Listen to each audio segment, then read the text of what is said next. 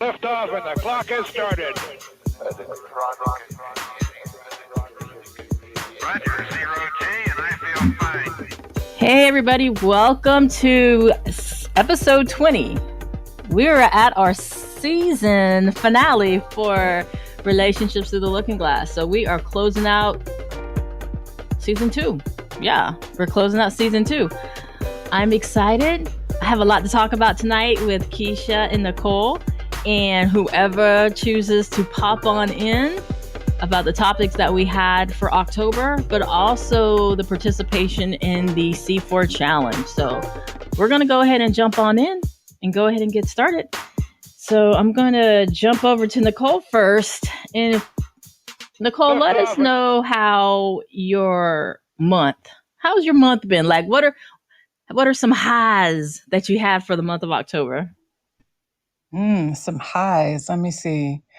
I have had multiple conversations with external people, not myself, that have recognized some growth, which is like some work that I've been doing on myself. So when, just out of discussion and somebody else recognizes the growth, I'm like, oh, okay. It makes me feel good. So that is one of my highs. Someone else recognizes the growth that I was doing. Awesome. Well, I recognize your growth. And I appreciate you. And every time I say it, I try to send emojis and happy gifts. Because that's my language of love, emojis and happy gifts. Wow. That is my love language. And how about you, Keisha? What are some high points for the month of October for you? The high points of October for me have been coming to reality with some things, closing some doors and making way for new opportunities. So that's been my October. Nice. Yes. So both of y'all are doing some nice growth here. Clearing out the old. And I guess I can co-sign with that. October kind of brought a lot of things into focus for me. A lot of areas were tested, and I'm happy to say I passed in a way that I wasn't even aware of my level of progression in certain areas. So that was good. And the participation in the challenge where we had to put content out every single day for 30 days. I'm very proud of that. I'm not just proud that I was able to complete it. I'm proud that the content, it went according to how I was hoping it would. I was hoping it was going to go. But I'm going to save that for the back end of the conversation. I kind of want to recap. Wait, hold up. I want to actually give you your flowers because that was like a seed idea that actually grew into something actually really beautiful that I'm not sure that the listeners are fully aware of how beautiful it was. So I do want to give you your flowers and say I'm very proud of you from thinking about the idea to executing it and verbally saying it and then actually putting it to sound. So it is truly amazing if people understood the backstory and like the process and progress that it represents. So I'm so proud of you. Congratulations, girl. Awesome. Just to add to that, congratulations. Very proud. Yeah, because like I text when the challenge came out. Before I go into, I want to welcome Darius from What the Shit podcast. Hey, Darius. Ladies, hello. How y'all doing? My favorite Darius, my whole favorite Darius on the whole planet. I mean, there's only 5 of us, period. So gotta be top 5. My favorite Darius on the whole planet. And I'll get to tell you what character you were in the challenge. But yeah, whoa, wait, huh? Yeah, I get to let people know what characters they were because all of the previous co-hosts, I wrote them into the storyline. So I get to, I did. I get to tell you. Color me surprised. And your wife. And your wife. Oh, I thought you said, and I'm white. I was like, No. wait, huh? That's what it sounded like at first. Oh, I was flabbergasted for a second. I was like, and I'm white? I was like, I didn't know that. I did. That's news to me. Credit score is horrible. I'm not white. Yeah, but when I first started, when the challenge was presented to me, it was kind of like, are we really going to do this? Are we honestly going to put content out every single day for 30 days? So the idea came up. It was me and another podcaster who jumped on board first. Had no idea what I was going to do. I just knew I wanted to do it. And then I text Nicole. I was like, I have an idea. I'm not sure if this is going to work, but I need it to work because what I have in my brain, the concept was so layered that I not only wanted to get through a process, but I also wanted to be able to bring a different layer of creativity to the environment, right? Because people know we podcast, but there's like a whole nother side of us, right? And Darius can speak to it as well. There's a whole different side to myself, to Nicole, to Keisha, to Darius. People hear us on the mic, but there's a whole skill set and talents that we might not be able to show when we're behind the mic. So I wanted people to not only say, oh, wow, okay, well, we know she does stuff on the mic, but the artist in me was able to come out and play, because a lot of people don't ever get to experience the artist part of me. So I was able to merge my designing of characters into the storyline, and then add a storytelling effect to the podcasting with the sound effects and toying around in that area. So to say that we got through the whole 30 days and didn't miss a day, I'm ecstatic. And I'm just going to throw this out there. I know some of the challenge participants are going to try to get on tonight, but the top listened to episode was one of ours, and it was the wolf. The wolf episode was the most listened to out of all of the podcasts, and we had over 1,000 downloads. Over 1,000. Wow. So yeah, like I'm kind of like excited about that. That's like a big deal. So I'm happy about that. Darius, tell us about the amazing things you have going on, sir. Like, you are freaking killing it right now. I don't sleep, so I gotta do something. First, I want to say that we started a sponsorship. We're donating a family a meal this year. So we're pledging a meal to a family. And what was dope about this concept, our guest we had on from Toronto, a music group called 80 Empire, out of nowhere, was just like, hey, we're going to sponsor a family too. So that's 2 families. And then my guy, Chris, who does Blur's Eye View, he's going to sponsor a family. So we got 3 families. And then I did a video and I got a 4th sponsor, Dive In with Miss J. So right now we're going to be able to sponsor 4 families a Thanksgiving meal. That is awesome. Nice. Yes, love it. That is. Congratulations. That's awesome. Yeah, it is. So it's exciting, but it's also kind of I wanted to be able to do something else with my platform besides just talk mess and talk. So I was like, my guy Courtney came to me with the idea. So we're doing it. We're trying to get people to jump on. If they do, they don't. But we're not forcing anybody. This is our thing. But we want to be able to share the platform and make it a thing to where we can feed people who need it. Because I've been there. I know people who've been there. You're not knowing what's going to happen for Thanksgiving and what you're going to eat. So we're just trying to do our part to make sure that we're more than just talking heads. I love it. And any way we can do to kind of spread that, let us know. And that kind of gives us, an idea for us, especially myself and Keisha being in South Carolina and Nicole being on the other side of the country in lovely Colorado, but ways that we can connect with our community going into the next 2 months, right? Because this is the time of year, right? So wherever we can kind of assist with that, let us know. But it also gives us some ideas that we might be able to do on our end. So I'm excited about that. But let's not talk about you and magazines and whatnot. Like, let's not talk. Who me? Little me? Oh, I did it. A daily. I didn't even know it was going to be called Daily Inspiration. I swear to God, I did not know.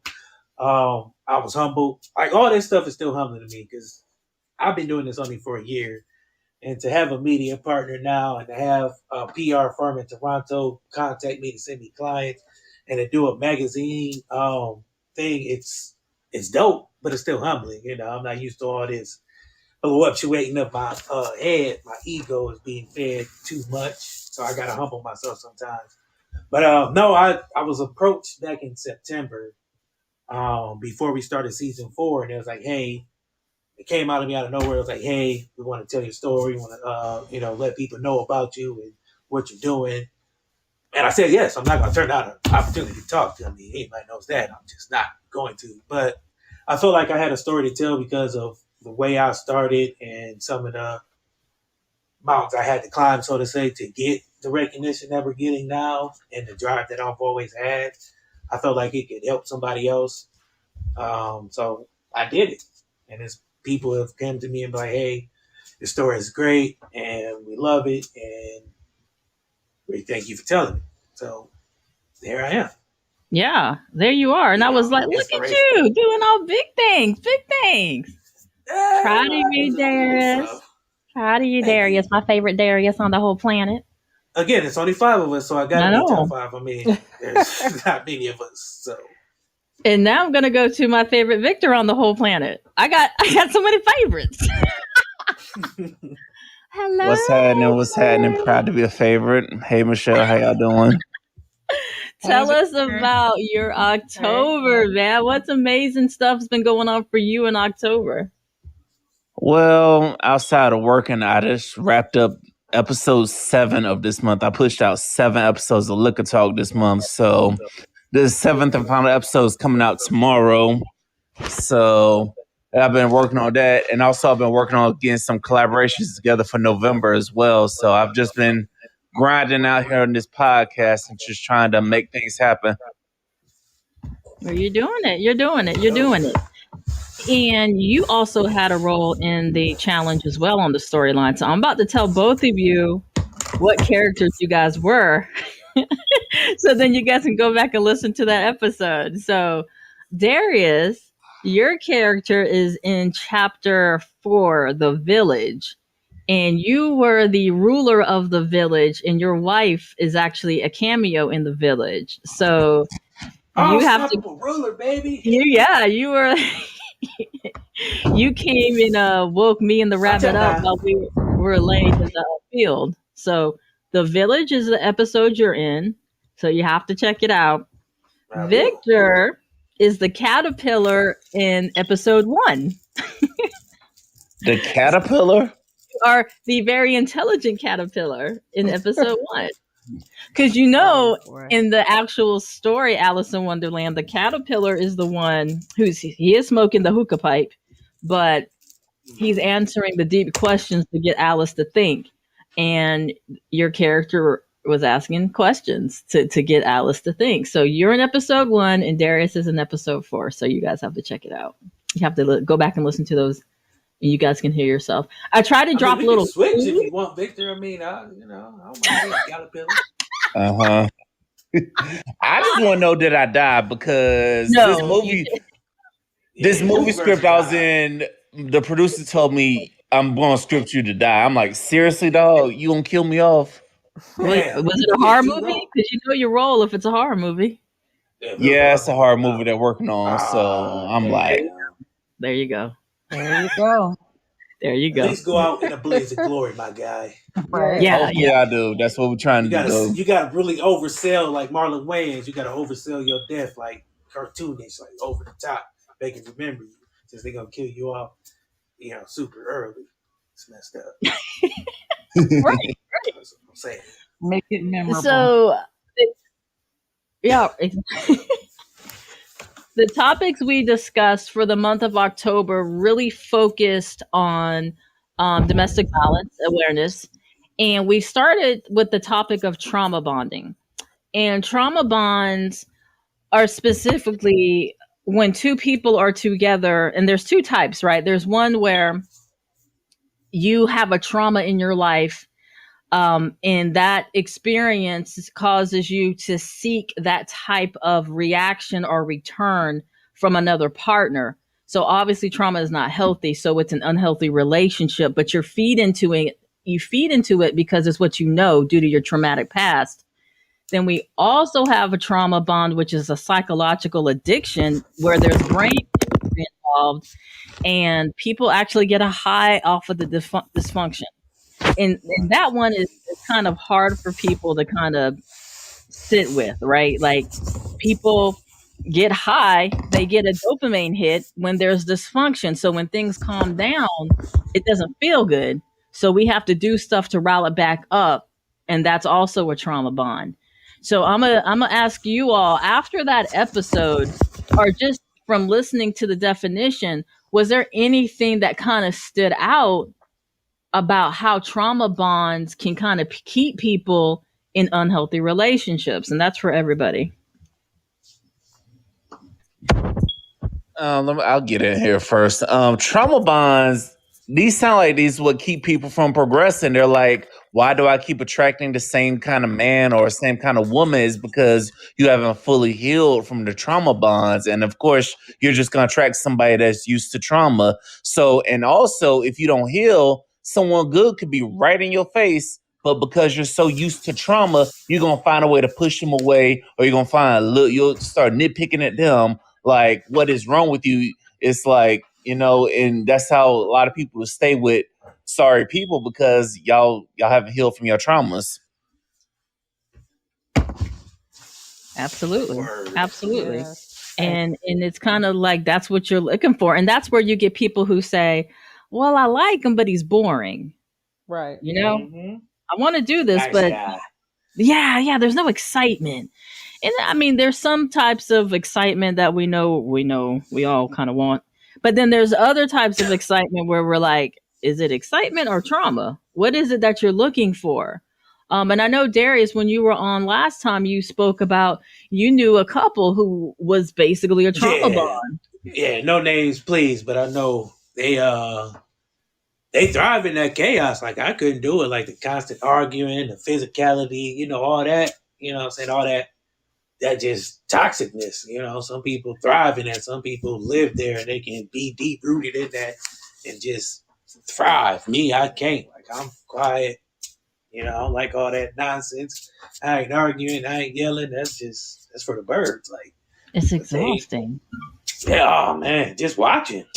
You know what I mean? Just watching is like, y'all really get down like this and love the words I love you come out y'all mouths? How, Sway? Like, I don't get it how y'all can, like, I mean, want to go to jail, they send it each other. Like, it's nuts. You know what I mean? Like, but it ain't for me. But yeah, I mean, I think trauma bonding is something that a lot of people, like you said, that excitement. I mean, Yeah, and get off on it. they do. It's a factual. It's based off of biological science, and it's kind of interesting to see how that plays out. And Nicole and Keisha, after that episode, like I really still haven't been able to process like if somebody. How do you get somebody out of a trauma bond? Like, how does that work? Especially if there's an addiction element to it. Is it something that you go through like a detox, like from alcohol or drugs? And that's for you, Keisha and Nicole. It can be. It can be something that they can detox from. But first off, they have to see it as an issue. If it's not a problem for them, but it's everybody else sees it as a problem. It's kind of hard to get them up out of it. But I do think it's something that they may have to do a little detoxing from, do some soul searching as well. So it's hard. I think trauma bonds are extremely tough for people when this is all they know, and it's challenging for a new mate when they come along, because if they don't, I guess, fit the profile, so to say, of the person that they were previously with, or the men or women they're used to, the type of men and women, it's hard. Sometimes they will pass out or pass up on a very good person. So yeah. Right. Right. And then my question for you, Nicole, like the same type of deal. How do people once want, for one, the ones who don't know they're in a trauma bond, like if somebody was listening and they have interacted with a family member or a friend, and they definitely see this toxicity, but the person going through it doesn't, or chooses not to, like how would you approach somebody in that type of experience? To be honest, from my experience, you can't necessarily say you are in this particular situation. You can educate the person and like encourage them to look up what trauma bonding is, but people aren't going to leave until they're truly ready to leave. And I think education is what is going to bring somebody to that point of like, wait a minute, this isn't healthy. I need to get out of the situation. If I loved myself, I wouldn't be in this situation. Those sort of things. And then I think there's also, once you realize what a trauma bond is by listening to our podcast, I think it can also cause like a hyper awareness. Because after listening to the episode, I found myself in a couple community groups just listening, and I'm like, ooh, this person's looking to trauma bond. And then I would disengage, like, ooh, I'm not here for the trauma bonding, but I'm here for the information. So it created like a definition for me to say, I will choose to get in and out of that. And I think that that's what other people need to do, create an awareness and then act accordingly. Absolutely. And that kind of brings us to our next topic of this month was, what was post-traumatic relationship stress syndrome? And you kind of highlighted it a little bit, where you were noticing or hypervigilant on the topic or aspect of trauma bonding. And a lot of people, I got a lot of feedback that people did not even know that was a thing. So post-traumatic relationship stress syndrome. And for anybody who might be listening, what that is basically you have left or gotten out of a toxic or an abusive relationship, but when you go into another one, you're expecting the same behavior. So you're looking for it, or you're acting as if you're in that type of relationship when you're actually not. And the difference between post-traumatic stress and post-traumatic relationship syndrome is that the post-traumatic stress has an avoidant characteristic. You avoid whatever it was that was bringing you trauma. With post-traumatic relationship stress, you're actually going for and looking for relationships, but you're having trauma responses to things going on in a relationship that might actually be healthy, So I'm going to ask Darius, have you ever heard of the term post-traumatic relationship stress? I can tell you no. I probably experienced it with some women, but I've never knew it had a name. Yeah, a lot of people said that. And Nicole and Keisha, did you know that post-traumatic relationship stress syndrome was actually a thing?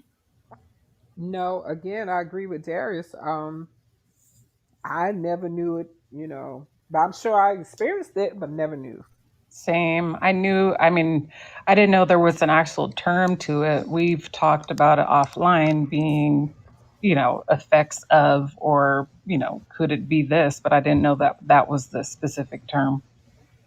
Yeah, that it's so interesting how some of the same behaviors you see in post-traumatic stress, you see in this element, and the difference is the avoidance. So we had a really good conversation about what it was, but also how to recognize it. How do you recognize that you are having a trauma response in a relationship to somebody or to an event, but it might not necessarily be something that you need to react to, right? It's that hypervigilance. It's that, well, when this person said this to me or did this to me, I knew this was going to happen. So it's going to be the same with you too. Um, so I was glad that we were able to bring words into this environment so people can have the dialogue to have that discussion.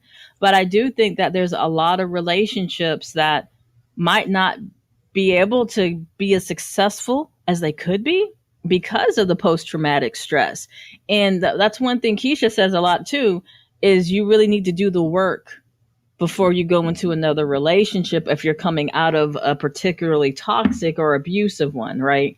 Because otherwise you're going to repeat the cycles. You're going to Right. repeat the cycles. Absolutely. The next topic we talked about was loving a survivor of abuse and trauma. And that one was really interesting, specifically because, full transparency, I'm a survivor. And I don't know if I'm not going to give anybody's information out. I'll let you all do it if you feel the led to. But there's some challenges. There's some challenges to love a survivor, but also as a survivor to learn to feel safe in the relationship, right? With Darius, I'm going to throw this to you first. Have you ever had an experience where you might have been in a relationship where that person was a survivor of some type of abuse? Mm-hmm. I'm married to one. Um, so I mean, it's not easy. Yeah, like starting out, whew, it was like fighting. Um, but it wasn't like physical fighting. It was just like I didn't know how to handle what she had been through or how to help her cope with it. So learning how to do that was a different experience. We grew up in two different worlds, and what happened to her, it was hard to get her to open up at first. But over time, it's just you got to be one patient and two be there. Put that time in, show them that you're not going anywhere. When somebody feels like abandoned, having abandonment issues or that kind of abuse where they feel like everybody's either going to use them and leave them or just use them and keep abusing them, it's kind of hard to fight that wall. But if you're really true in what your intentions are, over time you will be able to, kind of scale that back and really get to the root of things. And if y'all talk it out, it can work out. For real. But you got to be able to, one, like I said, be there, put the time in, and two, be very patient because it's not easy for them to open up sometimes. And a question for you, Darius. Were there behaviors that came up where you brought it up to say, okay, what's going on? Or was there a behavior where she brought it up? Because I know for me, my behaviors were at a point where it was causing conflict in the relationship. And I saw that we were not going to be able to not address it. So I knew I had to bring up the topic. So was it you who brought, what's going on up, or did she say, "Look, I need to let you in on something"? It was kind of both. At first, it was kind of me asking what's wrong and her say nothing, or I'm one of the people. I observe people. I watch people. I can pick up on things very easily and kind of read the room and gauge emotions and temperature. So there will be times where I would ask her, she would say nothing, and I keep asking.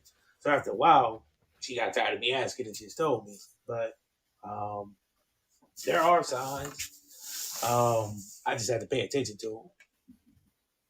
Okay. Well, I'm glad you were there for her because that helps with the healing. Um, because there's always a chance that you tell somebody your story and they leave. You know what I'm saying? There's Yeah. always a chance where somebody says they want to hear what you have to say and you tell them and it's too much for them and they say, "You know what? I can't handle this." So I'm so happy that you were somebody that she can count on and allow her to feel safe enough to share because that's a challenge. And I'm Mm-hmm. gonna throw it at It Nikisha and is. Nicole. Like, wouldn't you guys agree? Like, that's a challenge when your behaviors are impacting the relationship, but you're terrified to say why because you don't know if this person's going to be able to handle that information. Well, speaking as a survivor of domestic violence, I found it in, it's when meeting someone new, and if it's definitely someone that I'm getting into a relationship with, I would definitely open up and let that person know what I've been through so that they, can understand. And then I'm also mindful um, of my own personal triggers. So I'm in control, of that. So I don't want to let what I've been through in the past bleed into my new relationship. So it's important, for me just to know my triggers and explain it to my mate. And so my mate can be mindful too. So it is challenging. And Darius, I mean, hats off to you. It's challenging dating someone who has been involved in a domestic violence relationship. Bottom line. I was just going to say, Darius, you're a real life example of it can be done. So that's encouraging and inspiring. I appreciate you sharing. See, I told you. That's why Darius is my favorite Darius on the planet. Okay, and there's only 5 of us, so I have to be in top 5 because there's only 5 of us. Addition by subtraction. But you said it like you said it perfectly. We talked about it in the episode that you need patience and a safe environment, and you said it on your own without, having to be prompted. So that's exactly what we said was needed. Yeah, safety. And that goes into the last topic that we had this month, which was a really difficult one, but I was glad we were able to get through it in the way that we did. But that topic was hashtag Black Love, what's really going on in our community, domestic violence in our community, in the numbers. And let me tell you, the research for this topic, I was flabbergasted. And Nicole was the co-host on this episode. I can't speak for Nicole, but I know me personally, it took me a moment to process the numbers. What about you, Nicole? Yeah, absolutely. After a while, I was processing it and then going in other, social media rooms where people get to talk and you part of me wanted to share the statistics, but then it also felt like I was I would have to defend the statistic. And so, in typical form, it was just easier to hold the information tight and just move accordingly. But if this information was just out there and readily available and we all knew this and the awareness was out there, I think the discussions would be a little bit different. But I think that's why it's important for us to have these conversations and for us to, share these types of podcasts so people know, and, there is data to back up some of the things that are being said. Absolutely. And for anyone who is listening or listens back the playback, and for you too, Darius, the statistics were mind-boggling. The fact that Black females out of all women have the highest rate of domestic violence and femicide is terrifying. The fact that the most dangerous person when it comes to for a Black female by the statistics is a Black man is terrifying. And like you said, Nicole, it was really a challenge to say, okay, these are the numbers. And sometimes the messenger gets attacked, right? Because you're bringing in this information. But like I say, every time I do any type of training, don't get mad at me, get mad at the issue that's causing these numbers. So when I say, and this is for you, Darius, when I say that phrase for a Black female on this planet, the most dangerous person to her is a Black man. How does that make you feel, like internally? Not good. I mean, because historically it's kind of always been that way, and I'm not sure why. I mean, the justice system doesn't help, but it starts at home. But when you have, and I could go deep into this, and I'm not an expert on this, but the drugs and single households and all that, all that played a part in the men not knowing how to treat a lady. Right. So and you fast forward to the next generation after that wasn't trained how to treat a lady. So I mean, it's generation after generation not growing up in a healthy household where they see a mother and father loving each other because mom was out here working, dad was in jail, this, that, or the other. But it's no excuse because at the same time,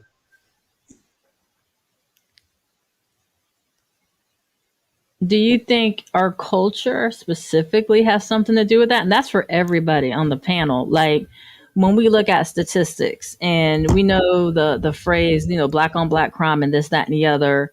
Um, do you feel, again, this is your personal opinions, that just the culture in itself, we talked about how media pushes black on black crime, how in the songs that we listen to, well, that are advertised and pushed, there's a lot of violence and somebody going after somebody else, drug use is glorified in things of that nature. Do you think the culture sets up a foundation for this? And that's for everybody. I I don't think it for helps. for me, I would say absolutely. Like for me, when I look at these domestic violence situations, I do see a lot of unhealed wounds, and our culture is not openly, readily available to accepting, one, that there is a wound, and two, that the wound needs healing. So the environment of these songs, these dances, these whatever, is more about concealing the wound and looking past the wound, and we're not hurt, and putting on the mask of we're not injured, as opposed to looking inside and addressing the injury. So it does feed into that narrative of not healing the wound and moving forward with all these unhealed injuries, which hurt people. And so it just happens over and over and over again because we are not saying it's okay to be wounded and get therapy or something to A, say that you have an injury, and B, to do the work to heal it. Absolutely. And how about you, Keisha? What do you feel like? Do you think the culture is kind of setting a foundation for this? I actually think it goes a little bit further back as far as slavery. This is Mm. modeled behavior. This is what African Americans saw happen from, Caucasians when it came down to slavery, from getting beaten to do what is told of you, not asked of you, but what you're told to do. And so, even from moving from that part, even when slavery was over, still that mentality is, to me, I feel like part of it is a learned behavior. So it went from the plantation to now it's in our homes. And I think with music and, all of the things that's happening in today's time adds on to it. It feeds into it. But years ago, I think it came from slavery, and families wouldn't as open to talk about it. And so now, it's more vocal. People are more bolder in the way they handle things, unfortunately, when it comes down to domestic violence. But I just think it goes further back. And today's time just adds on to it, unfortunately. So Yeah, that here's the might be question. ingrained in our DNA a little bit. Yeah. Yeah. Hmm. How do we fix it? How do we fix it? Like, what do we need to do to fix this? Because we can't keep going down the same road. Like, we're losing so many people to this. So how do we fix this? Because I don't want to look at a black man and say, I'm scared of you.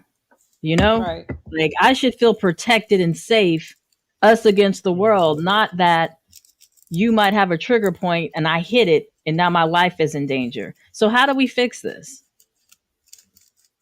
I say Uh, stand your grounds. First thing first is standing your grounds, not make an excuse to be hit. Well, if I didn't do this, he wouldn't do this to me. In the beginning, mhm. in the very first encounter, standing your ground and not making, any type of excuses.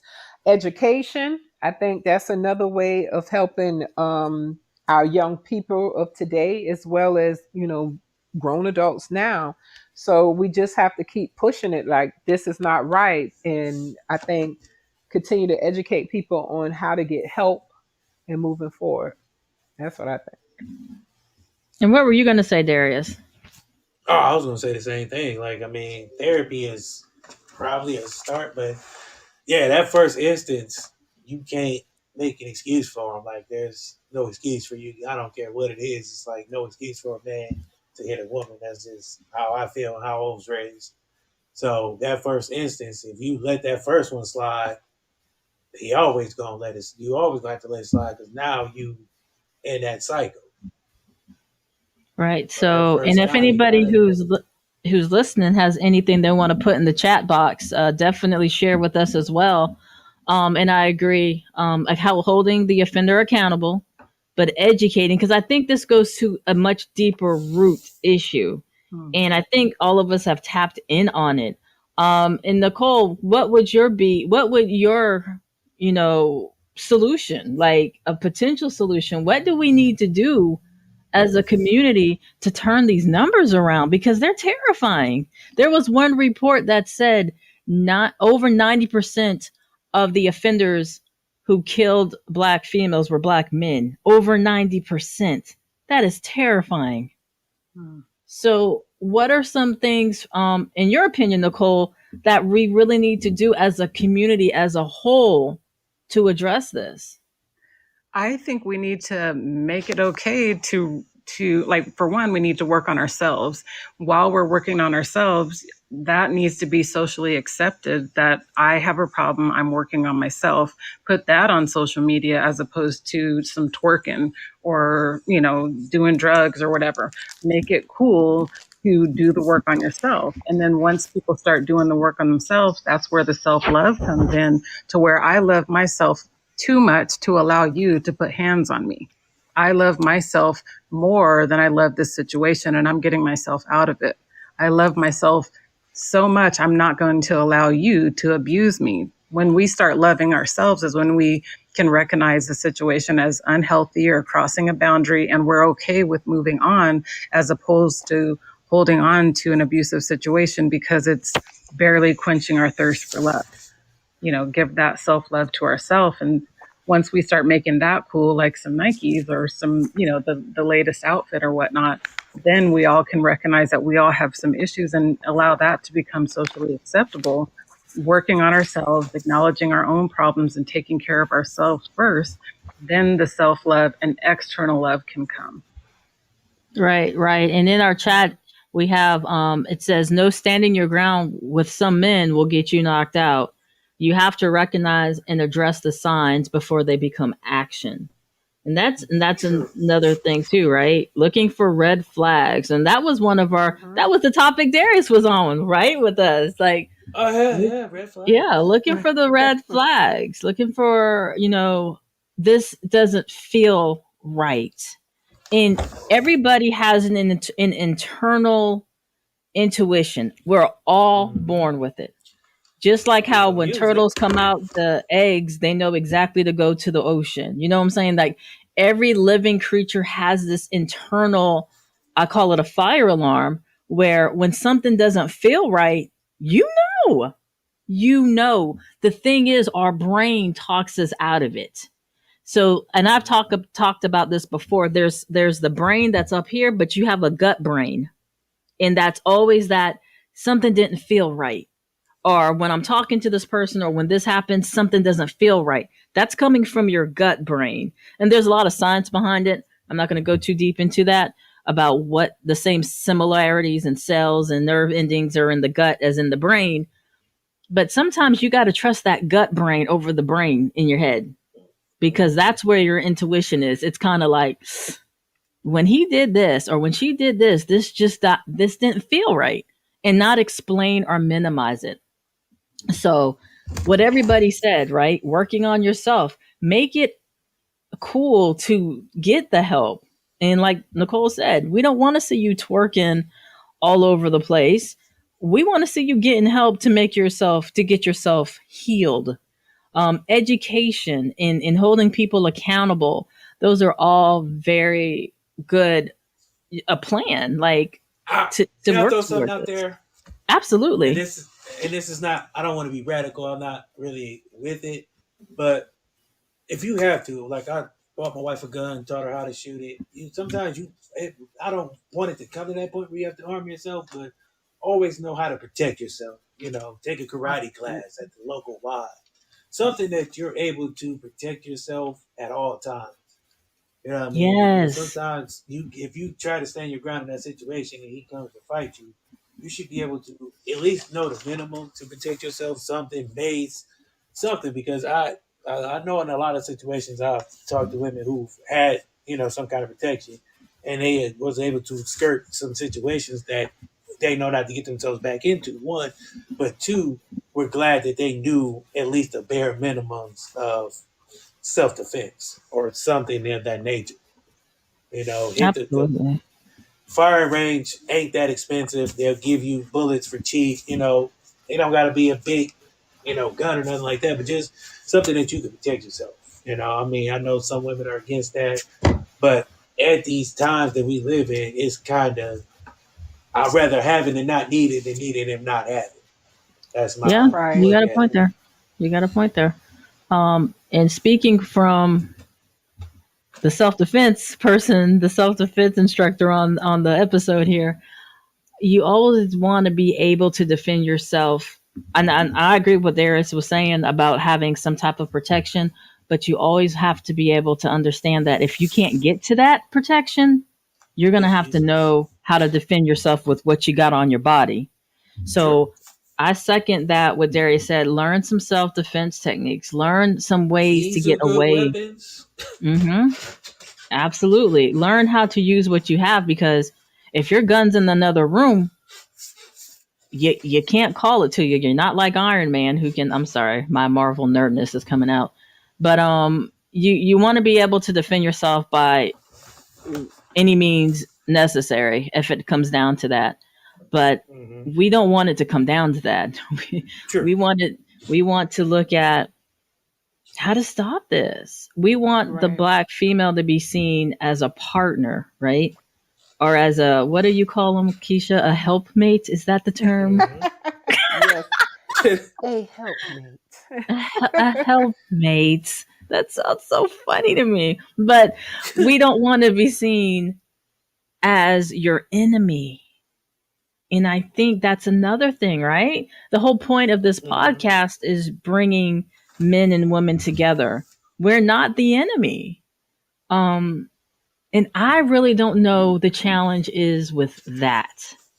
Like, and I'm throwing this back to you all, where black females are just a lot of times seen as hard to deal with, right? And I don't really know how to get around that. Um, I don't think there's a way. That's a weird preconceived notion that not only like people like society has, but it's weird. Like I don't know really where that came from or what time that started.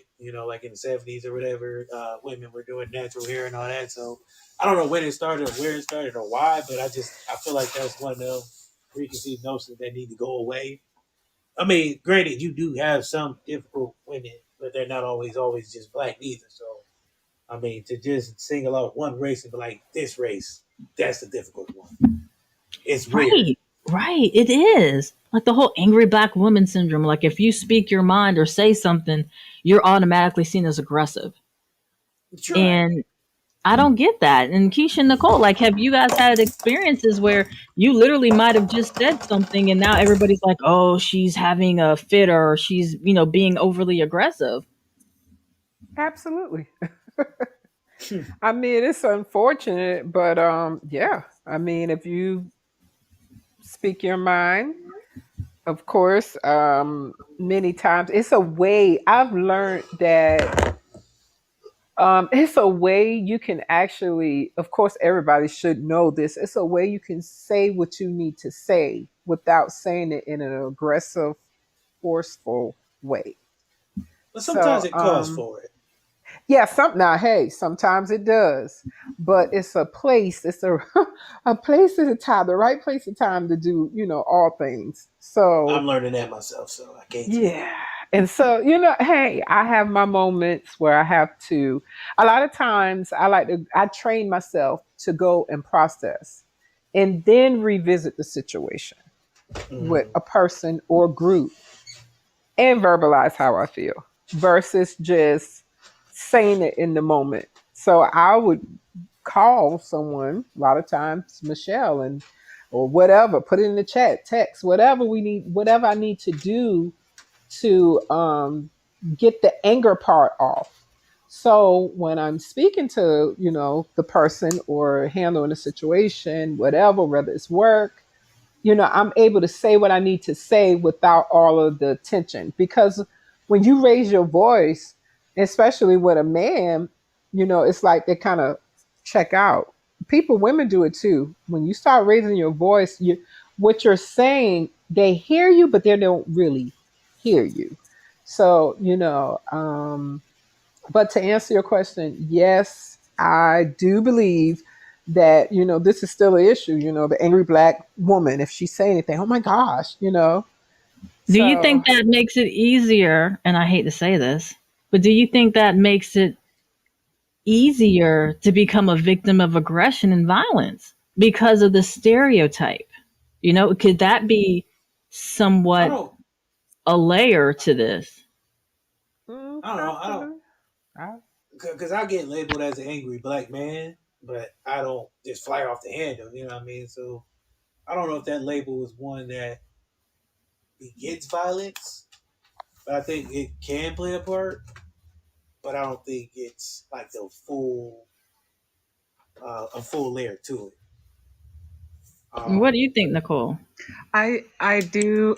I was in a dating situation a few times where the men were used to the quote unquote angry black female and treated me accordingly, which to me, I'm like, whoa, I'm not even that type of woman.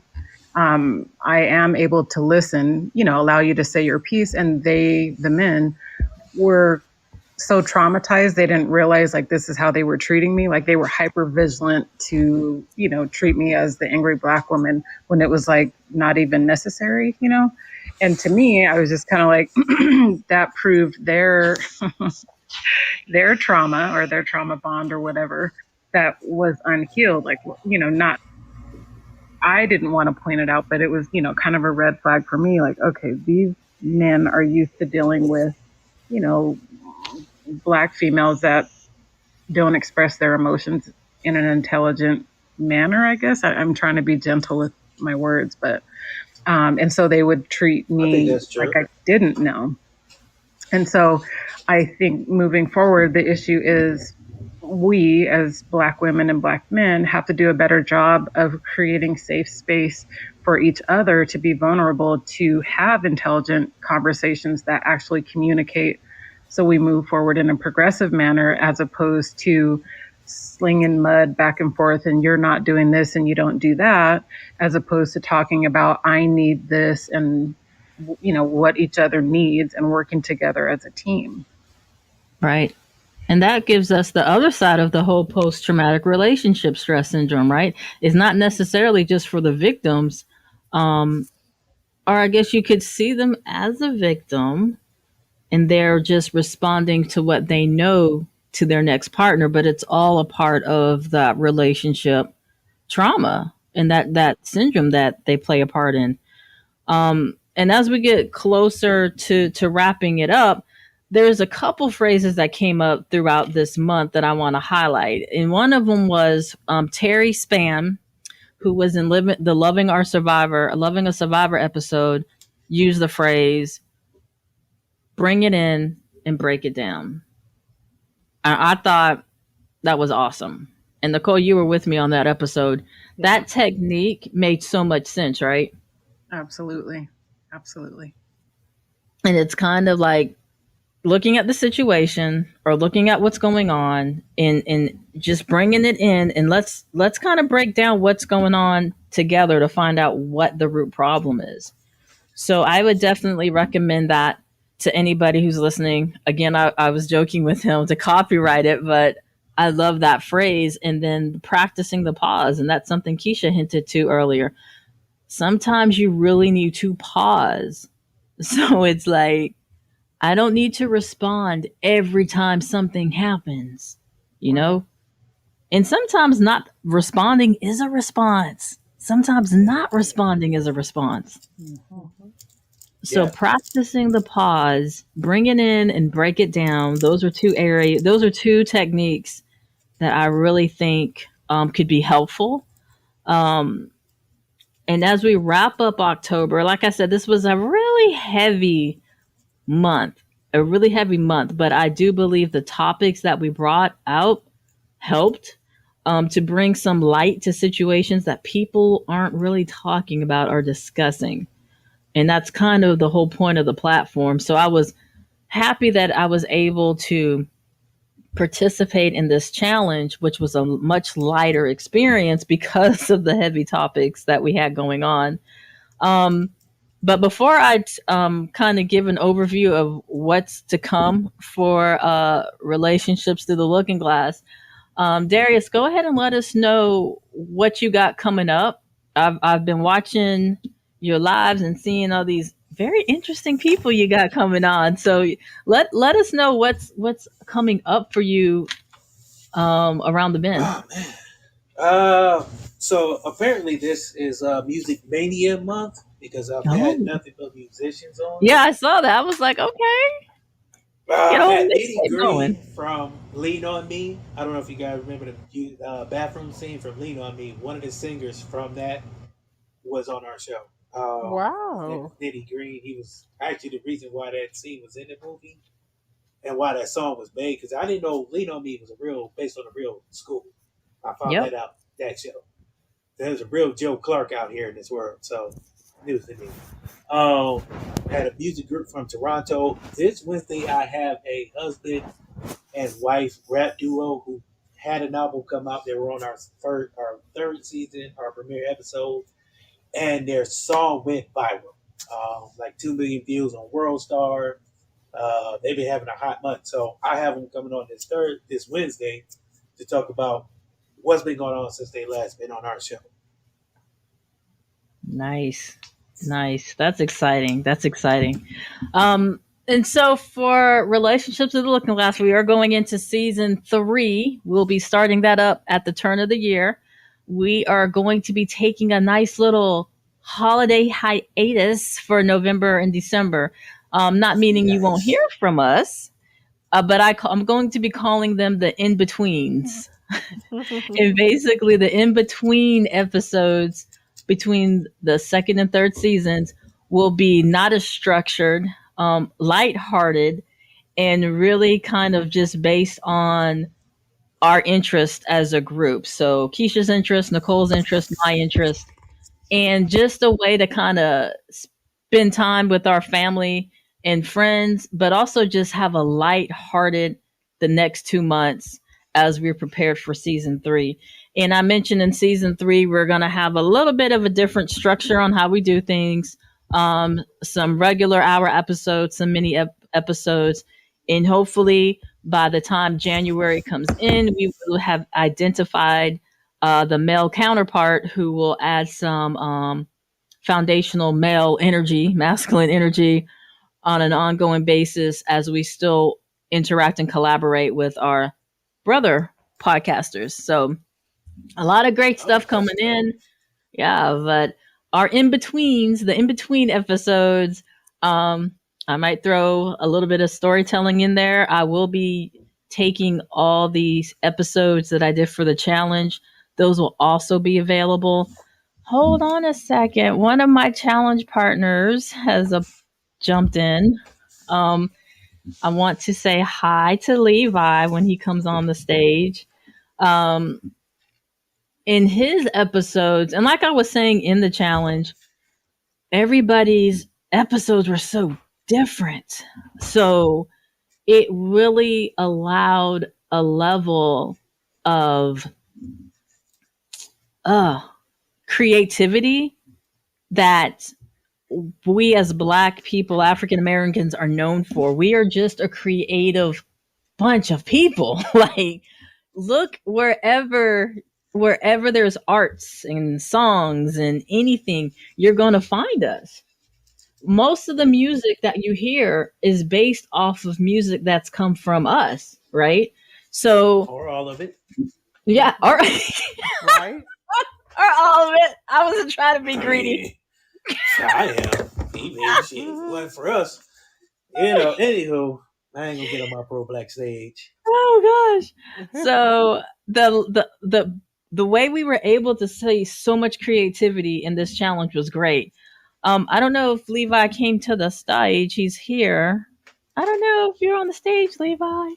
But his episodes are amazing and so educational. So I would definitely check out the Forefront Radio on the challenge because he dug into the Christopher Columbus facade. I call it facade because we already know about Christopher Columbus.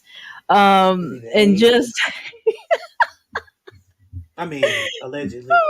allegedly. It's so many other things that we as a people, as a culture, need to educate ourselves on. So yeah, the in-betweens we'll be starting off in November. And again, much lighthearted topics.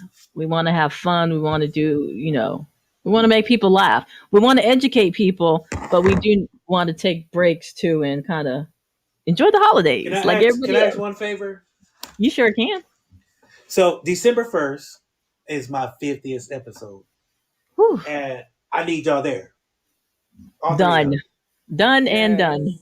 Yes. Thank you. That's all I ask. Shameless plug, 50 episode, fourth season, but it's not about me. Go ahead. Fourth season, y'all.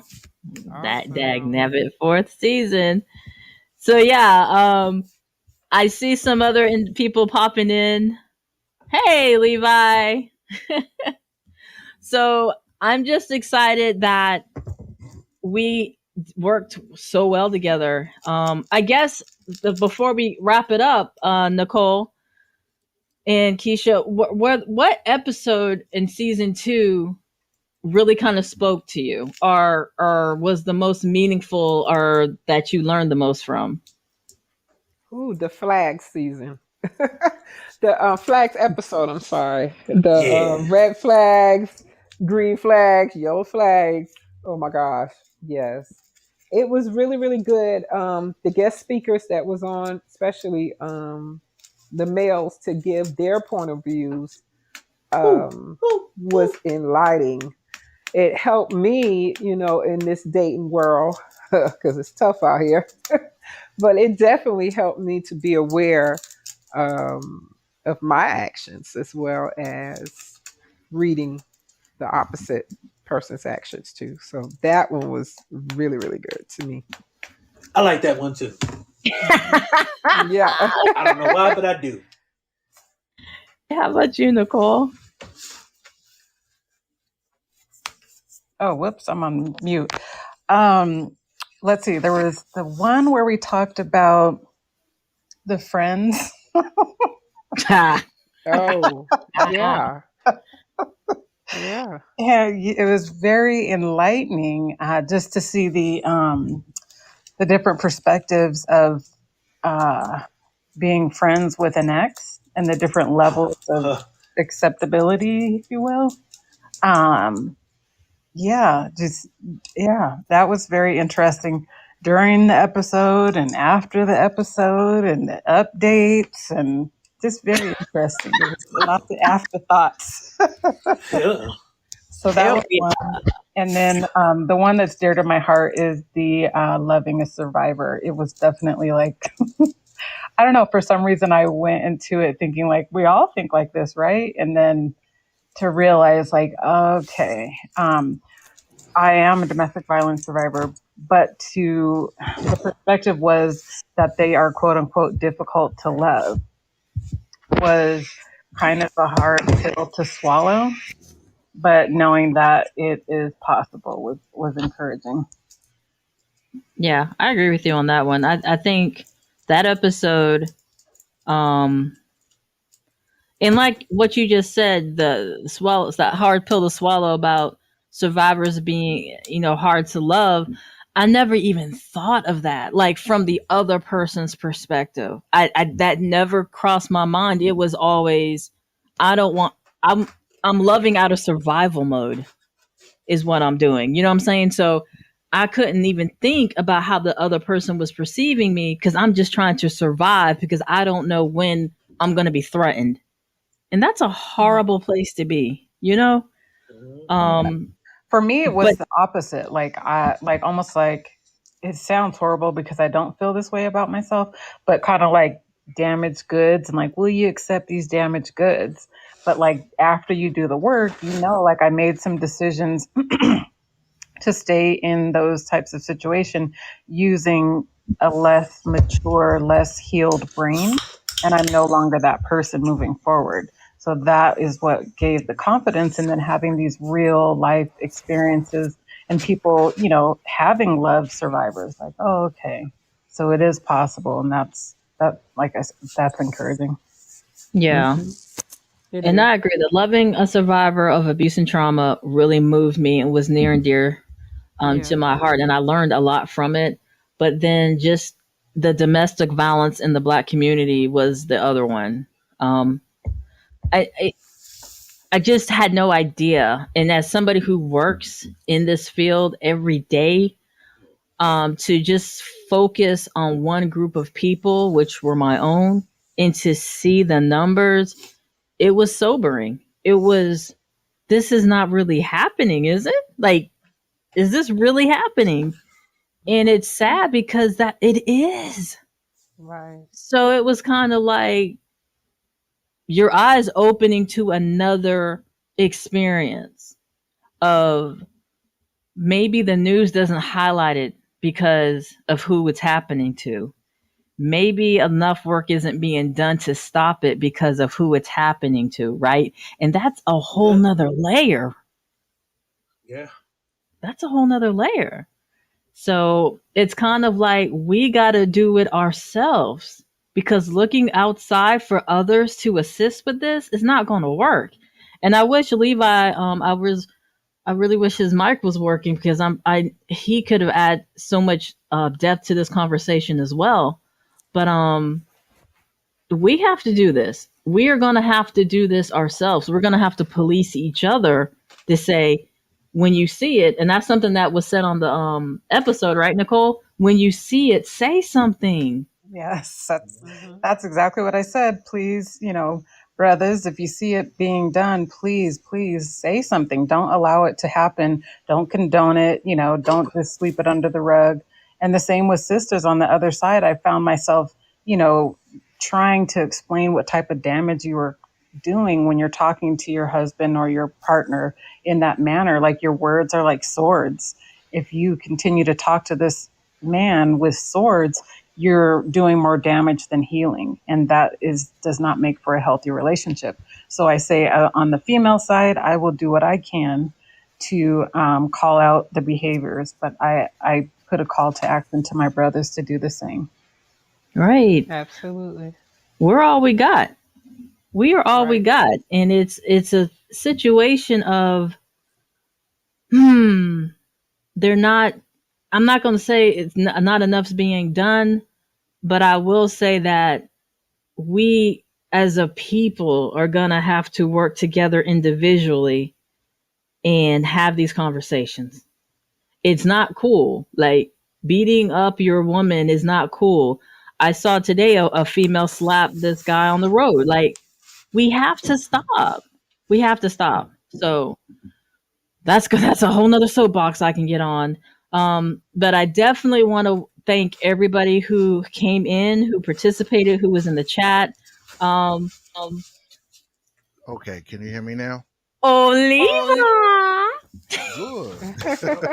Echo. I ain't get all that. I thought I was your favorite. Stop it, Darius. I said you're my favorite. All right. Well, I guess this is where I check out at. Appreciate you guys for having me.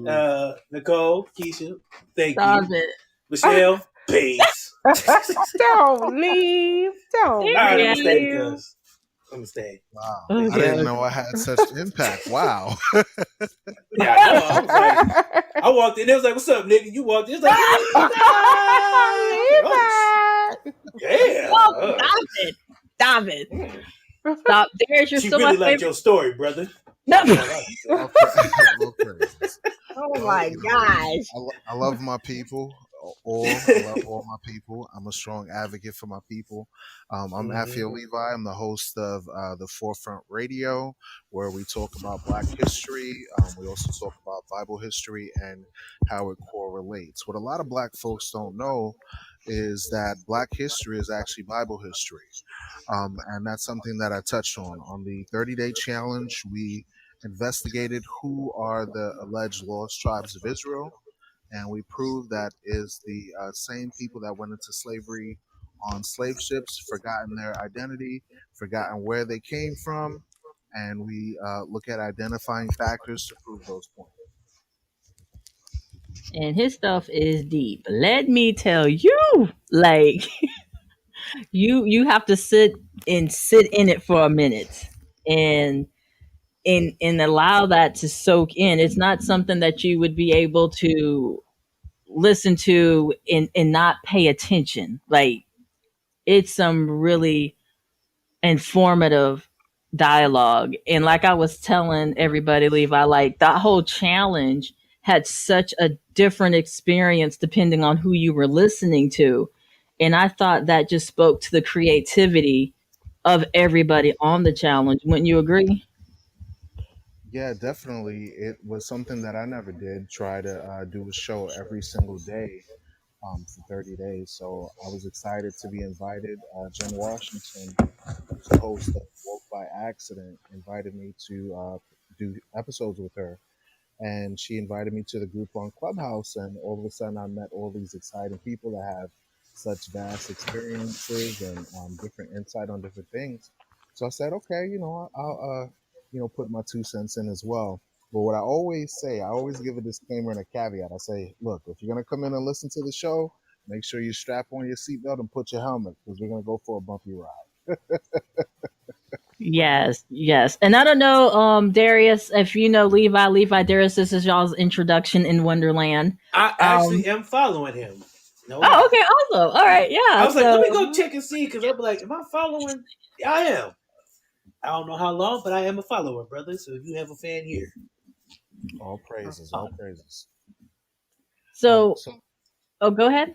I was just gonna mention that it's good to the one thing that we don't always do is look into where things come from. And I think with the challenge, it basically allowed me to go back into some of these history books that I read through but never had a chance to kind of elaborate on. So like the first one was Christopher Columbus and the African Holocaust. This is a book based on John Henrik Clark, and in this book, it touches on how, slavery and capitalism had a role to play. We tend to forget the role that capitalism and the global trade did, and how entire nations were built through the mechanism of our ancestors working. And it's a great book. It's insightful because it actually helps us to identify some of the generational curses that are written of in the Bible when it comes to the lost tribes of Israel. So I read through the entire Bible cover to cover, right? And when I initially read it, I thought of it from a Eurocentric perspective, you know. But then when I started finding different verses here and there describing Song of Solomon, chapter 1, verse 5, I am black but comely, which is where we get the same phrase, I am black but beautiful. Reading about Job 30:30, where it says, my skin is black upon me. And I'm like, hold up, wait a minute. You can't get a white boy out of that. This is, wait, hold on. So Right. when I came to that realization, I was like, I gotta bring this out. I gotta match up the history. I gotta help our people understand their origins of who they come from. Because what a lot of people don't realize is if you don't know where you're coming from, you're not gonna know where you're going. So it's very, very important for us to know our history and who we. Absolutely. Absolutely. Absolutely. True. And that's why just the podcasting platform is so unique to be able to do that. And Darius kicked it up a whole nother level because he has a whole, I call it a whole production. He has a whole television production going on. But Oh, you know, a little something. I a little do. something. Because my thought process was, if I'm going to entertain you, I'm going to entertain you the best way I know how. I used to watch late night TV and all that, so I wanted my podcast to go from something that kind of everybody was doing in the same vein and turn it into, like you said, a live production. So music, you know, scenes, cuts, all that, just adding a layer of entertainment and For giving people some odd something. reason, that sounds very familiar. I don't know. Somebody else I know feels that same way. But I don't do video. I can't. I'm not. Not yet. Yeah, not yet. I don't. No, I don't. I don't think I will, y'all. I really But you don't. you did it for my show. If I you're did gonna it for do it, you got you it. because you're Darius. Well, true, I do have that effect on people, but still, that's beside the point. I'm just saying, like, it's because the way I saw it was not doing this for a long time and jumping into it at a time to where everybody was sitting at home. COVID took everybody out. My show started in July, so I'm in the midst of shutdown quarantine. So when I first started out, did audio, and I said I wanted to transition into kind of being like a talk show to give some to people something to watch. That's why I changed from Sundays to Wednesdays, so I wouldn't compete with football. There's nothing really going on Wednesday night, so I'm in a prime spot to where you Isn't guys are church supposed to going watch on it. Wednesday? Isn't that church day? I don't know. I don't know. I don't know. But yeah, Yes. Yes, it is. I It didn't is. um, know. It We're um, is. not on that We're in the website. at south. eight, at Down 8 o'clock. south. Down south. That's It's church. Down south. It's It's Bible church on study Wednesday. night. Yeah, that's Bible oh study. Uh. well. Hey, I'm not gonna lie to you. My content ain't for Bible study people anyway. It's just to be honest. But That's what just is being so totally honest. awesome is it's like school. Like you can go to Levi for history, right? You can come to me for some social uh you know Emotional learning. aspects and whatnot, and then you can go We're to gym there. and lunch. Yeah, it's We're the like favorite school. subjects. Like you can really just choose your experience and the That's what I like about creativity. podcasting. Yes. Um, I've been on a couple shows were similar to mine, but they weren't mine. And then I've been on some shows that I'll be like, man, they get into it. Like your guys' show, y'all get into it. But it's beautiful because you can go to all these different shows and take something away or give something away, and hopefully somebody's learning something from somebody. That's why I like collaborating with different kind of, even different from my show. You know what I mean? Just to be able to share that experience and the stories and all that is fun to me. It is. It is. And when we are able to collaborate, it just brings an additional layer. Like with Levi, I would love to kind of go in depth more with the historical bonds because we did talk about how slavery in our history, our historic trauma within our culture has an impact or could possibly have an impact on why these numbers of domestic violence are so high. So even, working together where that's concerned, I would love to see if there is any way to see if there's any correlation or causation where that when you look at slavery and when you look at just our history, how that reflects with these domestic violence numbers. And Yes, I'm, and it's. go I want ahead. to touch on that real quick, if I may. I'm glad that you mentioned that because on the show, how I approach the Bible is not from a religious perspective. Okay, when you look at how Moses was on Mount Sinai with our ancestors, he wasn't pushing Baptist, Catholic, Pentecostal, all of that. All he did was give them rules of conduct. He gave them law, statutes, and commandment on how they run as a nation. Because think about it, it's a new nation coming out of Egypt, right? Coming out of Egypt, which is in Africa, right? You would think, wait, hold up, it's in Africa, but people forget that. And it's talking about literally black folks dealing with each other and building each other. If our people had an understanding of these moral principles that are written in the Bible, you would have a decrease in black on black crime. You would have a decrease in domestic violence. Because something as simple as love your neighbor as yourself, you understand what I'm saying? A lot of times we take love your neighbor as yourself, meaning we love other nations. But no, we got to love ourselves first. Right. Okay? Meaning, if I love you, I'm not going to take anything from you. That's thou shalt not steal. If I love you as a brother, I'm not going to take your woman. That's thou shalt not commit adultery. If I love you as my people, I'm not going to take your house, your property, your ox, nothing that belongs to you. That's thou shalt not covet. So it's really looking at ways that we could better ourselves mentally, physically, spiritually, and work as a collective, as a nation of people. Definitely, there's answers in that book if we choose to investigate. Absolutely. Right, right.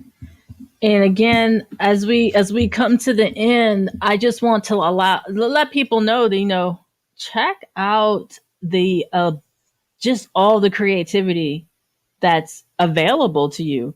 With Darius with What the Shit podcast, Levi with the Forefront Radio podcast, and then obviously ours, right? Relationships Through the Looking Glass podcast. All of us have a whole different experience, but you're able to take things away that can enhance, just your way of life. So definitely thank you all for listening. Thank you all for the ones who were in the chat with us and hung out with us this evening.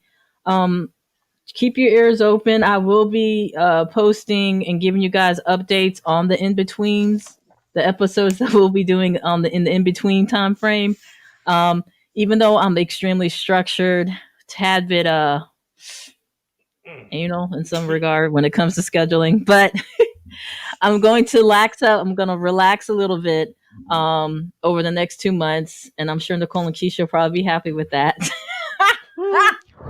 But we will still be pushing content. It just will be a much lighter flow until we start into our season 3. So with all that being said, since we have Darius and Levi here, Darius, go ahead and let everybody know where they can find you. And then after Darius, Levi, I want you to let everybody know where they can find you as well, so they can definitely tune in on your next episodes. I can finally say this. Everywhere. Literally everywhere. Instagram is What the Shit _podcast. Facebook is What the Stuff.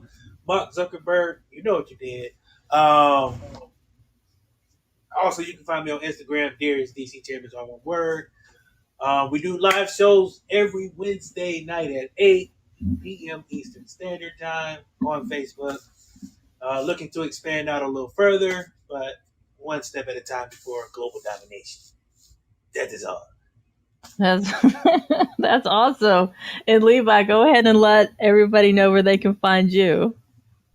Yes, definitely. The Forefront Radio is available on Spotify, on Apple Podcasts and Google Podcasts and other areas as well. Just type the Forefront Radio on a Google search and you'll be able to pop up and see it. That's awesome. And Jen from the challenge is here too. I tried to pull her up on the stage. I don't see her. I wanted her to let us, tell the listeners about her podcast and where they can find her as well. But I don't think she's up on the stage. I see her on the stage. I see her. You do see her? Mm-hmm. It's doing the whole ghost thing. Uh-oh. If you're there, Jen, do you want to let everyone know about your podcast and how they can find you? No. Are you there?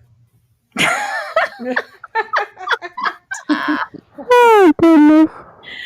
Okay. Well, Jen's podcast is Woke by Accident, and it's another amazing podcast that talks about the area of where our community is just being overlooked. She talks about, our missing people.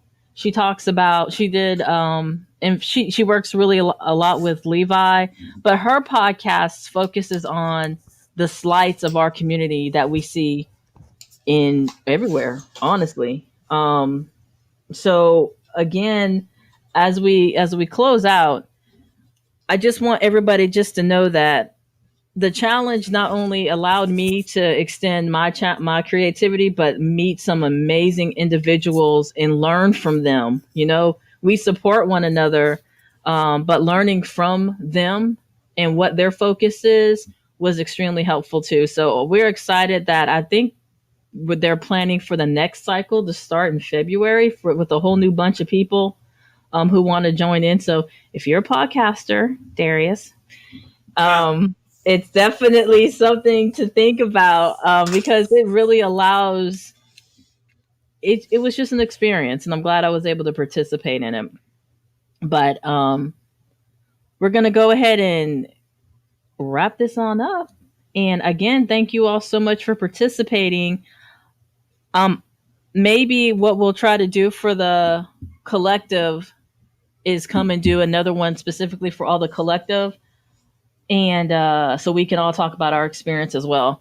But this is where we're going to sign off. So again, thank you all so much. And Victor, I know he was having phone issues, but thank you, Victor, for coming as well. If you listen back, and Darius, make sure you go listen to your episode, your episode 4, The Village. You and your wife, your character is in there. Yeah, you run a whole village. You run a whole village of little people. That's not too far off of what I do now. Just See? I might be psychic. now I'm just tall and a lot of people are